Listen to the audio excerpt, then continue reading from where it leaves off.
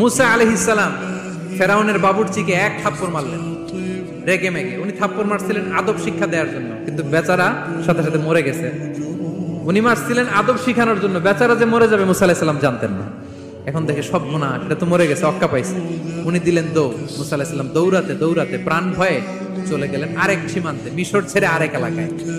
যে দেখে কিছু লোক ধাক্কাধাক্কি করে তাদের উটগুলোকে পানি খাওয়াচ্ছে, আর দুইটা মেয়ে পাশে চুপ করে বসে আছে। উনি বুঝতে পারলেন মেয়েগুলো এই ইয়াং ছেলেদের সাথে ধাক্কাধাক্কি করে টিকতে পারবে না। উনি এগিয়ে গেলেন, বললেন তোমরা পানি খাওয়াবা উটদেরকে? হ্যাঁ খাওয়াবো, আসো। উনি উটগুলো নিয়ে সবাইকে সরিয়ে পানি খাইয়ে দিলেন, মেয়েরা চলে গেল। এবার বাবার কাছে যেয়ে বলল, বাবা এমন এক ছেলের সন্ধান পাইছি, ছেলেটা খুব ভালো, আমাদের চেহারার দিকে তাকায় না, মাটির দিকে তাকিয়ে কথা বলে।